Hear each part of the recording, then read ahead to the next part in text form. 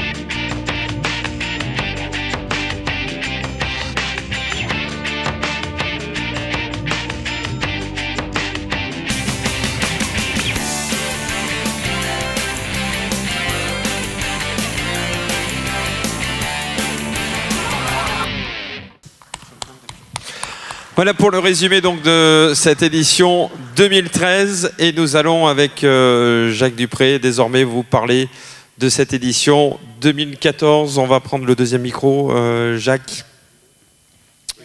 Le voici. Et avant, nous allons parler d'un autre Tour d'Auvergne, Pierre, puisque pour la deuxième année, nous allons accueillir l'avenir du cyclisme féminin.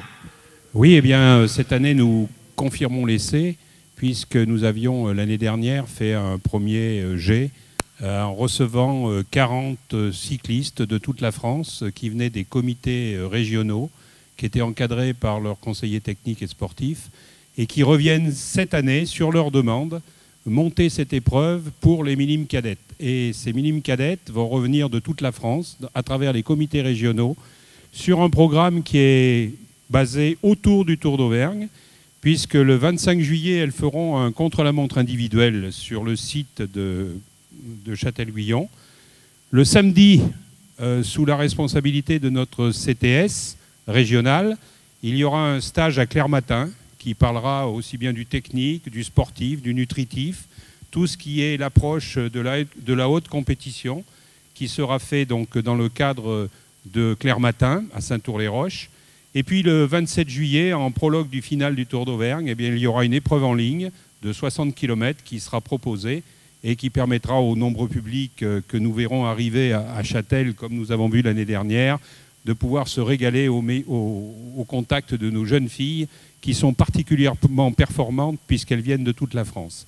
Donc ce sont des sélections des comités régionaux encadrées par leur CTS. Elles ont techniciens, elles ont mécanos, elles ont l'équipe complète et elles demandent, c'est un rendez-vous qui va devenir un rendez-vous national qui peut-être demain s'ouvrira aux juniors, mais qui est un stage de préparation aussi aux France de l'avenir. Donc voilà, il est bien placé et on en a profité, on s'est glissé dans l'interstice de la porte et je crois qu'on a investi complètement la salle à manger. Donc voilà, ce Tour d'Auvergne féminin sera donc en prologue du Tour d'Auvergne masculin.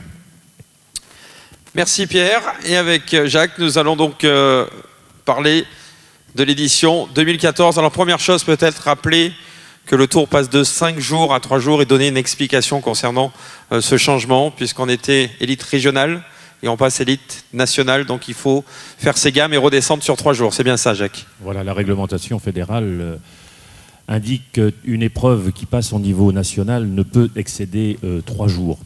Donc on peut considérer, comme l'a très bien dit tout à l'heure Monsieur le maire, que nous allons diminuer d'une journée d'étape, mais nous allons augmenter en qualité. Et je crois que cette édition, avec 3 étapes en ligne, plus un contre-la-montre individuel, par équipe, excusez-moi, sera l'équivalent de celle que l'on vient de subir en 2013. On va reparler d'ailleurs des 4 précédentes éditions, peut-être montrer les premières étapes, montrer le déroulé, rappeler le palmarès du Tour d'Auvergne depuis la reprise 2010 avec Benjamin Cantourné qui avait gagné avec le SCO Dijon en 2010. 2011 c'était Maxime Maillançon devant un certain Yannick Martinez qui depuis a rejoint les professionnels. 2012 Thomas Rostolan s'imposait devant Jérôme Ménard. Thomas Rostolan est également chez les professionnels et l'année dernière Pierre Gouault qui est désormais passé de Nantes à Big Mat Aubert, lui aussi passé professionnel. Donc 2 anciens vainqueurs, les 2 derniers vainqueurs du Tour d'Auvergne sont passés dans les rangs pro. Pour 2014, départ Châtel-Guyon en direction de Rion-Ouest-Montagne.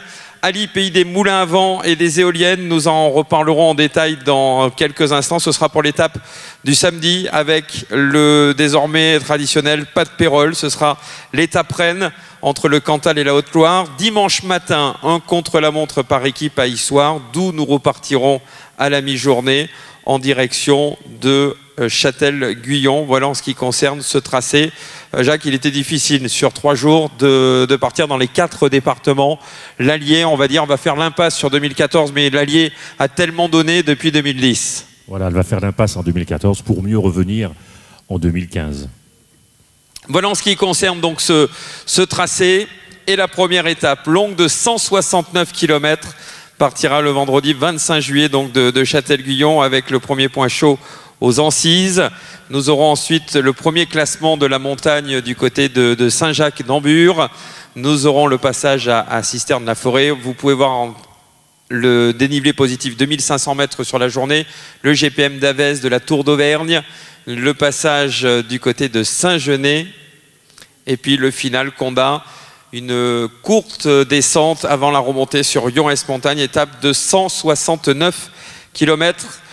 Jacques, on y verra déjà très clair le vendredi soir à Yon-Esmontagne. Ce ne sera pas un sprint massif au terme de la première étape. Voilà, je crois qu'on y verra clair. Alors, savoir que cette étape, eh bien, c'est la copie inverse de la dernière étape, presque une copie inverse de la dernière étape, puisque en 2013, la dernière étape partait d'Orion-Esmontagne pour arriver à Châtel. Donc cette année, on va faire l'inverse avec une petite virgule de façon à augmenter un petit peu le kilométrage au niveau de la Tour d'Auvergne, effectivement. Et je crois que cette étape, effectivement, le vendredi soir, on aura déjà quelques battus. Voilà. On n'aura sans doute pas le vainqueur parce qu'il attend pas mal de choses pour le week-end, mais on aura sans doute déjà les premiers battus au terme de cette première journée. Altitude maximum, on dépassera pour la première fois du Tour les 1000 mètres. Le samedi, l'étape reine de ce Tour d'Auvergne 2014. Nous repartons d'Orion-Esmontagne, le Falgou et le traditionnel désormais, pas de Pérol, donc sur les pentes du Puy-Marie, 1589 mètres, c'est bien entendu le toit du Tour. Passage à Allanche, on descendra à Massiac et puis il y aura la longue et lente remontée en direction d'Ally en passant par Saint-Just-près-Brioude. Nous aurons le dernier GPM du côté de Ladigna et puis l'arrivée àAlly. Jacques, là aussi, là on y verra vraiment très clair le samedi soir. Un mot sur le village d'Ally qui accueille le Tour pour la première fois. C'est une très très belle arrivée qui est proposée aux concurrents. Voilà, mais avant d'arriver dans ce fameux village d'Ally, eh bien, il y aura bien sûr ce fameux col du Pas de Pérol que nous grimperons à l'inverse de l'année dernière, donc un col moins long, mais plus dur. Effectivement, ce col, eh bien, on va le grimper entre 30 et 40e kilomètre en gros, c'est assez près du départ, et je crois que là, on va avoir vraiment une course de mouvement, parce que effectivement, il y aura le col de Pas de Pérol, mais ensuite, il y aura le final surAlly. Le risque de le mettre si tôt dans l'étape, j'ai envie de dire, c'est qu'il peut y avoir une impasse, mais j'ai envie de dire que du côté des amateurs, il y a rarement d'impasse. La bagarre se déclenche souvent au kilomètre zéro. Voilà, je crois qu'il n'y aura pas d'impasse sur cette étape. Enfin, je ne pense pas. Hein. C'est les coureurs qui font la course, mais je pense que, je ne veux pas dire que le Tour d'Auvergne va se gagner sur cette étape, mais en tout cas, celui qui va remporter cette étape va marquer des gros points. Et on peut attirer l'attention sur le final de l'étape, entre le 130e et le 160e kilomètre, ça n'arrête pas de monter et de très peu descendre, mais ça monte essentiellement entre le 130e et le 160e kilomètre, dénivelé positif de l'étape, près de 2800 mètres. Voilà, hein, lorsque les coureurs commenceront à apercevoir les éoliennes, je crois que, et en plus, donc, les éoliennes sont placées généralement où il y a un petit peu de vent, et je crois qu'on va avoir un final grandiose. Peut-être se tourner vers Pierre Pouillet. Ali, nouvelle ville, nouveau village qui accueille le Tour d'Auvergne. Un mot sur cette commune qui va nous accueillir en 2014. Oui, bien là, je vais me faire aider. Je vais me faire aider par monsieur Delavalette, qui est le directeur de la communication chez l'entreprise Boralex et qui va nous parler mieux que personne de cette belle arrivée surAlly. Ce que je voudrais dire, et avant qu'il prenne la parole, je voudrais dire que le Tour d'Auvergne est en train de prendre des lettres de noblesse dans le privé. Car vous savez, vous n'êtes pas sans ignorer tous qu'aujourd'hui, reconstruire une épreuve, ça ne peut pas se faire seulement qu'avec des partenaires qui sont des partenaires institutionnels, que je remercie d'ailleurs, mais il faut aussi qu'arrivent des partenaires privés. Et aujourd'hui, l'entreprise Boralex, qui est une entreprise canadienne, installée sur le sol français et qui a pignon sur rue à Chaptuzac, à côté du Puy, eh bien, cette entreprise nous soutient et je tenais à la mettre en valeur et je tenais aussi à donner la parole à son directeur de communication. Je suis son porte-parole, pas son directeur, mais je voulais préciser, donc nous sommes contents de nous mettre dans la continuité historique d'un village commeAlly, puisqueAlly se caractérisait par la présence de plusieurs moulins qui faisaient de la farine et qui fonctionnaient au vent. Donc la population était plutôt bien disposée à comprendre qu'on pouvait faire évoluer les moulins vers le monde moderne et à la place de la farine, fabriquer de l'électricité. Et nous avons donc 26 éoliennes àAlly, ce qui représente une puissance installée de beaucoup, plus de 35 MW. Et cette autonomie qui est donnée localement, cette capacité de production, elle bénéficie à toute la communauté de communes.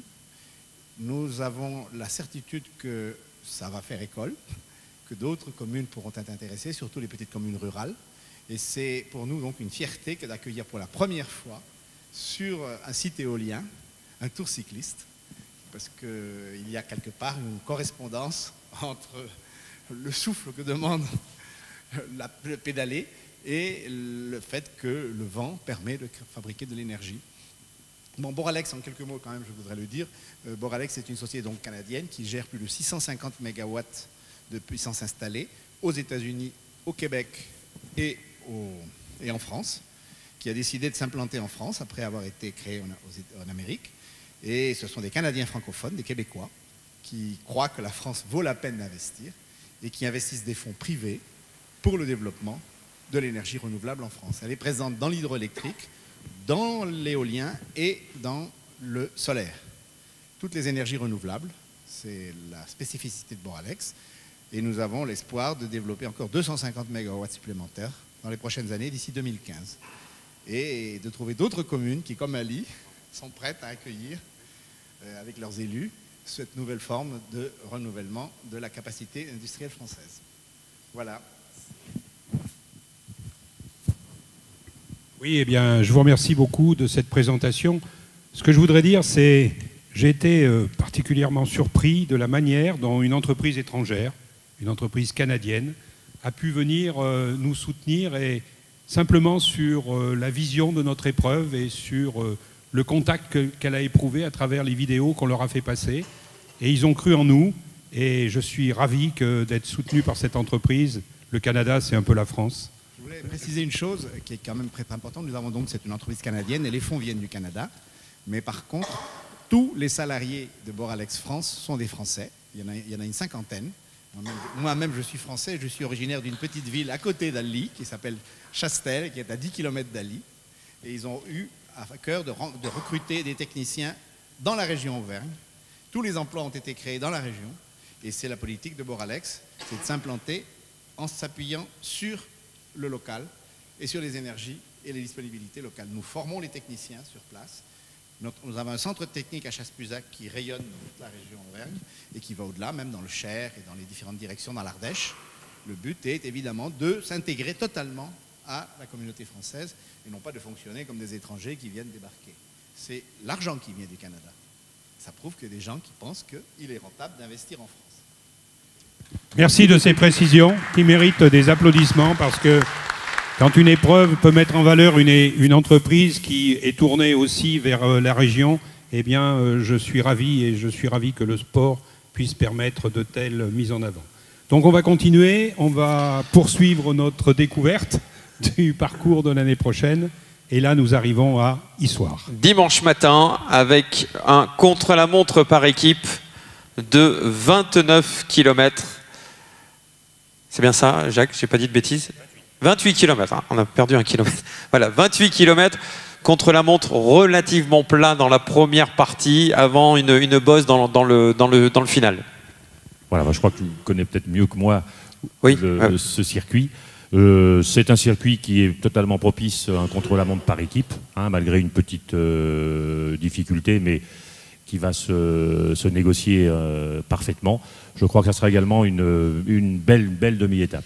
Oui, puis ça va impliquer les coureurs qui auront perdu du temps dans les 2 premières étapes pour le classement général, car ils ont leur leader classé et il faudra absolument être présent sur le circuit d'Issoire. Donc le dimanche matin, ce sera la première levée du dimanche. Le dimanche après-midi, Issoire-Châtel-Guyon. Étape qui paraît simple, j'ai envie de dire comme en 2010, lorsque Rémi Badoc était maillot jaune au départ de Vichy, dernière étape, avant d'exploser sur la route en direction de Châtel-Guyon, comme en 2013, lorsque Sébastien Fournet-Fayard semblait avoir course gagnée en partant d'Orion-Est-Montagne. Jacques, le dernier jour, une année sur 2, j'ai envie de dire, eh bien, a fait renverser complètement le Tour d'Auvergne. C'est l'une des particularités de ce Tour d'Auvergne, c'est que tout est possible jusqu'au dernier kilomètre. Voilà, tout sera possible sur cette demi-étape, à moins que la grande étape ait fait vraiment des écarts importants. Mais je pense que sur cette étape, tout sera possible. Et puis le départ de l'étape, le début de l'étape avec Vic-le-Comte et le col de Potet risque également de peser lourd dans le final. Ensuite, eh bien, nous aurons affaire certainement aux rouleurs, puisque hein, le circuit sera relativement plus plat. Mais je pense qu'on aura une demi-étape très mouvementée. Et attention au vent dans le final, parce qu'on va retrouver des routes, je vois Thuré, Varennes-sur-Morge, on est quasiment aux portes de l'Allier dont nous parlions tout à l'heure. On va retrouver les routes qu'on avait empruntées entre Vichy et Châtel-Guyon le dernier jour en 2010. Et je me rappelle justement de cette demi-étape. Il y avait des bordures. Fait des gros dégâts, hein, malgré un terrain relativement plat. Il y avait le vent, il y avait la volonté des coureurs de durcir cette demi-étape. Et je crois que eh bien, le dimanche 27 juillet, on aura également ce genre d'étape. Pierre, un mot sur le parcours. Les coureurs s'étaient plaints les 2 premières années en disant ouais, y a de belles montagnes en Auvergne, vous n'y allez pas. L'année dernière, ils ont dit ouais, vous nous avez gâtés, c'était quand même sacrément dur. Cette année, on a l'impression qu'on est resté raisonnable. Le tour va être dur, bien entendu, on est dans une région montagneuse, mais on est vraiment resté raisonnable et il y en aura vraiment pour les grimpeurs les 2 premiers jours et les rouleurs le dernier jour. Oui, tout à fait. Mais ce que je voudrais dire quand même, c'est que le classement de cette épreuve en épreuve nationale du calendrier national fédéral amène une nouvelle vision de la part des directeurs sportifs et des équipes. Et aujourd'hui, les remarques qui m'ont été faites et que j'ai reçues et que nous avons parfaitement intégrées avec Gérard et avec Jacques, c'est qu'il ne faut pas faire d'étapes à moins de 160 km. Les grandes équipes que sont Nogent-sur-Oise, que sont les équipes étrangères qui vont être sur l'épreuve, on en parlera tout à l'heure, eh bien, elles veulent plus de 160 km. Et aujourd'hui, je crois qu'on a fait un équilibre qui fait que eh bien, cette épreuve sera dure, mais ne donnera pas lieu non plus à des écarts fantastiques entre le premier peloton et le deuxième peloton. Et je crois qu'il y aura quand même un contact de tous les coureurs qui ne dépassera pas les 4 ou 5 minutes en ce qui concerne les échappées ou le premier peloton et les pelotons suivants. On y tenait aussi parce que c'est un problème de sécurité.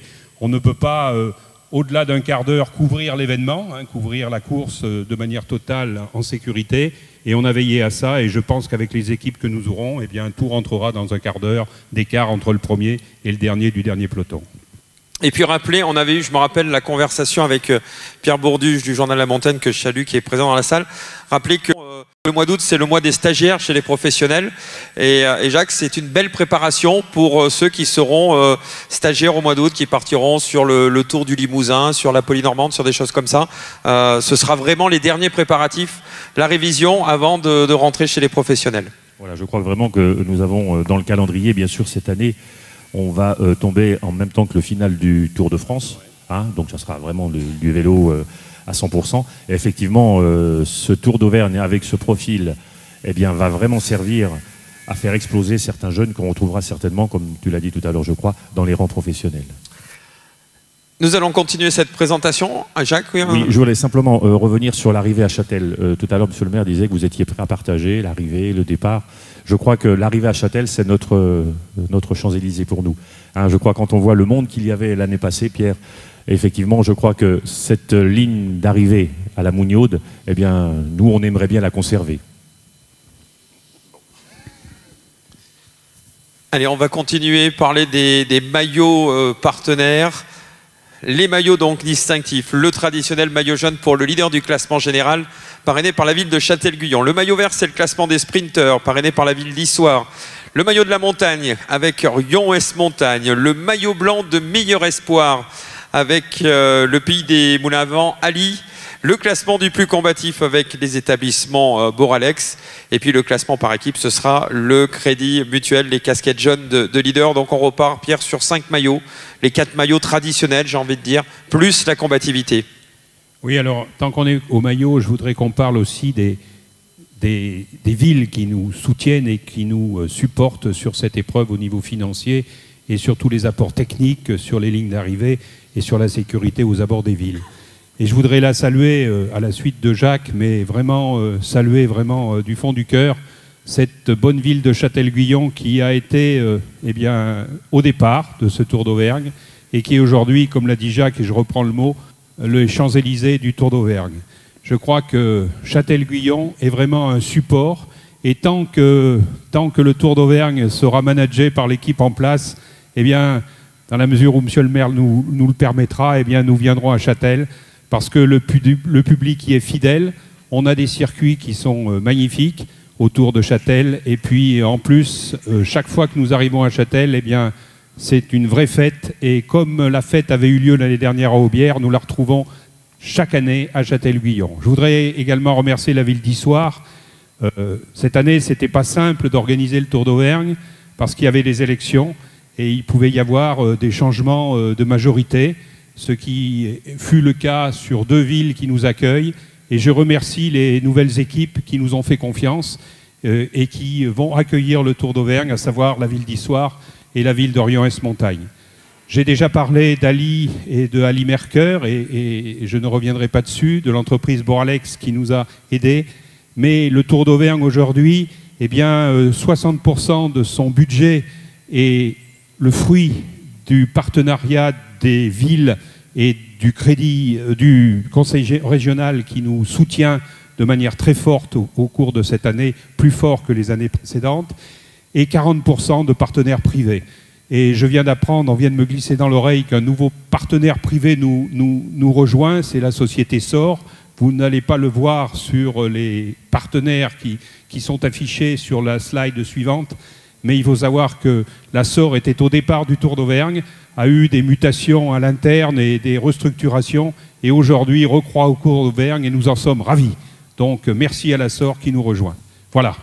Et on s'approche des 50-50 souvent qui font une belle organisation, 50% de fonds publics et 50% de fonds privés. Parmi les partenaires, la région d'Auvergne et puis donc les conseils généraux du Puy-de-Dôme, du Cantal et de la Haute-Loire, les 3 départements que nous traverserons pour cette édition 2014. Partenaires ville, donc la ville de Châtel-Guyon, la ville de Rion-Est-Montagne, la ville d'Issoire,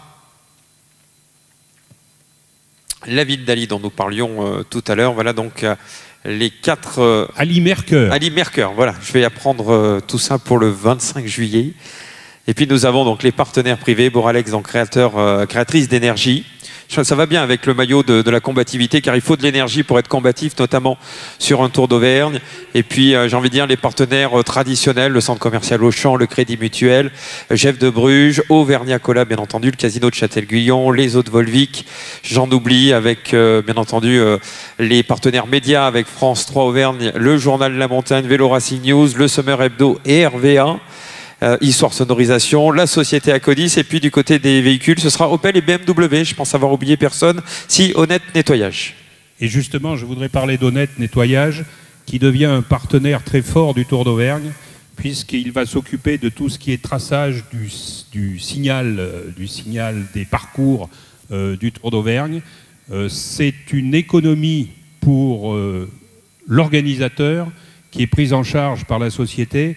C'est pas négligeable, ça fait 11 000 € qui nous sont offerts par cette société et je peux vous assurer que c'est remarquable pour boucler le budget. Le budget cette année du Tour d'Auvergne sera de 125 000 € et il sera aujourd'hui, il est quasiment à l'équilibre puisque nous avons un léger bénéfice à l'heure qu'il est de 4 000 €, mais je suis toujours en attente de surprise de dernière heure qui fait que je dis à 125 000 € le Tour sera bouclé. Voilà ce que je voulais dire à propos des partenaires. En ce qui concerne la sécurité, eh bien, il faut en parler. Et je remercie la gendarmerie et son commandant et notre, je dirais, directeur de course gendarme, je ne sais pas comment exactement le nommer, mais le monsieur qui accompagnera les motards de la gendarmerie sur cette épreuve. Je remercie aussi tous les motards civils qui seront sur l'épreuve. Ils seront au nombre de 27 avec nos partenaires traditionnels. Et puis cette sécurité, eh bien, elle sera aussi assurée par les villes qui nous fournissent la possibilité, avec les clubs qui nous accueillent, de pouvoir sécuriser les entrées, les sorties de ville et également, bien sûr, les approches de la ligne d'arrivée ou de départ. Et je vais m'excuser et saluer également Info Magazine que j'ai oublié de citer parmi les partenaires médias. Et j'en profite également pour saluer Vélo 101 qui est présent ce soir dans la salle. L'affiche du Tour d'Auvergne, c'est l'arrivée du peloton l'année dernière à Châtel. On a l'impression qu'on a même des pavés du côté de la Moniode. Et puis bien ce toit du Tour, j'ai envie de dire, le pas de Pérol avec cette altitude de 1589 mètres qui nous accueillera le samedi lors de l'étape Rion-Est-Montagne, Ali Mercœur, Parc Éolien. Voilà en ce qui concerne la présentation de ce Tour d'Auvergne. Pierre, on a présenté le Tour, on a présenté les étapes, les partenaires, les différents protagonistes. On va parler quand même des coureurs pour 2014. Il y avait un superbe plateau international l'année dernière, la première fois qu'une équipe espagnole venait sur le Tour d'Auvergne. Est-ce qu'on remet le couvert pour 2014 avec une équipe étrangère? Eh bien, on remet le couvert avec une équipe belge, une équipe suisse et une équipe qui est internationale, puisque c'est l'équipe de l'UCI qui sera présente sur le Tour d'Auvergne. Et ces 3 équipes eh bien, seront les équipes participantes autour de l'Hexagone qui seront sur le Tour. Et puis les équipes de DN1, DN2? Alors, en ce qui concerne les équipes, je vais prendre mon livre et je vais les citer. Celles aujourd'hui qui ont signé ou en cours de signature. Nous aurons l'équipe Big Mat Aubert, une équipe professionnelle qui sera présente sur le Tour d'Auvergne. Nous en sommes à finaliser les derniers points, je dirais, financiers en ce qui concerne leur présence. Mais c'est pas parce que le Tour d'Auvergne, je le dis, et je le dis de manière très claire, il n'y aura pas de passe-droit pour telle ou telle équipe. Il y a un règlement. Nous accueillons les équipes, ces équipes, nous les prenons en charge et nous ne participerons pas à une montée en puissance de frais de déplacement ou de frais exceptionnels qui pourraient être donnés. C'est non, c'est par principe, je crois qu'il faut se tenir à une règle. Les choses sont difficiles aujourd'hui et il faut garder cette règle pour pouvoir garder la sévérité de l'épreuve. Donc nous aurons cette équipe professionnelle qui sera présente.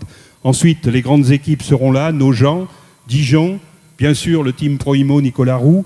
Je peux toutes vous les citer, mais ça serait quand même un petit peu long. Il y a 20 équipes qui ont signé aujourd'hui. Il y a 4 équipes en attente, c'est-à-dire que si nous avions 2 défections, il y a 4 équipes en attente, dont une équipe belge. Voilà ce que je peux dire. Le plateau sera relevé. Il y aura 3 équipes de DN2 et tout le reste seront DN1 avec équipe étrangère, plus, bien sûr, une wildcard qui est accordée à l'équipe d'Issoire, parce que l'Issoire, c'est une DN3. Et c'est un honneur que nous ayons cette équipe en Auvergne. Et cette équipe de DN3 sera présente sur le Tour d'Auvergne en wildcard. Voilà ce que je voulais vous dire à propos des équipes. Le plateau sera de très très grande qualité et il sera, je dirais, affiché, je peux le dire de manière définitive, dans les 15 jours qui suivent. Voilà, bon, il nous tarde déjà d'être au 25 juillet. Jacques, peut-être rajouter un mot. Est-ce qu'on a fini la présentation? Est-ce qu'on a d'autres choses à présenter? Non, on n'a rien à présenter. On va encore dire merci à notre quotidien favori, La Montagne Centre-France, avec notre journaliste préféré, Pierre Bourduge, qui sera l'année prochaine l'invité du Tour d'Auvergne. Ah, bienvenue au club. Voilà. Moi, personnellement, je vais remercier bien sûr l'ensemble des acteurs de ce Tour d'Auvergne. Jacques, on va peut-être laisser la parole à Pierre quand même pour nous parler de ce qu'il pense de ce parcours. Tu es le mieux placé pour parler de ce parcours du Tour d'Auvergne, toi qui écris toute la saison sur le journal La Montagne. Moi, je voudrais, avant qu'il donne son œil technique de journaliste averti au niveau du sport cycliste, je voudrais vraiment aussi lui remercier, parce qu'on parlait tout à l'heure de Châtel-Guyon, qui a été et qui est aujourd'hui les Champs-Élysées du Tour d'Auvergne, mais je crois aussi qu'on a une voix et une plume aujourd'hui au Tour d'Auvergne, et je voudrais la remercier, et je voudrais que vous l'applaudissiez, c'est Pierre Bourduge, parce qu'il a fortement participé à la réussite du Tour d'Auvergne, parce qu'il faut des médias pour qu'on puisse se faire connaître. Et Pierre a été particulièrement impliqué dans la chose et je l'en remercie. Maintenant que j'ai été applaudi, je vais pouvoir dire du mal de la course. Non, mais je pense qu'effectivement, on va avoir un beau parcours. Les étapes plus longues, ça va permettre de décanter les épreuves, d'éviter que les gens arrivent trop frais dans les derniers kilomètres. Et j'imagine que la montée en national va faire qu'on aura une course à la fois très très disputée et très homogène dans la participation, ce qui devrait améliorer le spectacle qui était déjà très très agréable à regarder lors des années précédentes. Et je pense qu'effectivement le palmarès du Tour d'Auvergne ne fera qu'y gagner, mais qu'on reviendra vite à une course plus étendue dans le temps. Merci à Pierre de nous avoir donné son œil technique sur cette épreuve, cette 5e édition du Tour d'Auvergne-New-Look. Pierre, le mot de la fin. Rendez-vous le 25 juillet à Châtel-Guyon pour le départ. On a vraiment hâte d'y être avec cette belle présentation. Oui, bien sûr, rendez-vous le 25 juillet, mais je pense que déjà nous devons penser à l'année suivante.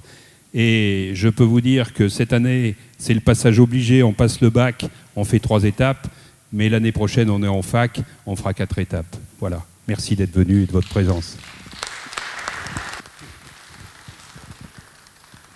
Et je voudrais aussi remercier tous mes collaborateurs. Avec Jacques et moi, on a le micro, c'est vrai, mais je voudrais aussi associer tous les gens qui bossent. Et Gérard Cabantou, qui est à côté de moi, là, c'est quelqu'un qui a tracé les circuits avec Claude de Coursières. Et je peux vous dire qu'aujourd'hui, le Tour d'Auvergne, c'est eux. Et je voudrais aussi qu'on les applaudisse, parce que c'est bien beau d'aller chercher de l'argent, mais il faut trouver le parcours. Et Gérard fait un boulot fantastique. Et Claude sait bien le vendre à la préfecture et à tout le service administratif, sauf que je ne sais pas toujours faire, mais que Claude fait de manière remarquable. Voilà. Merci à tous. Si vous avez des questions, on est là pour y répondre.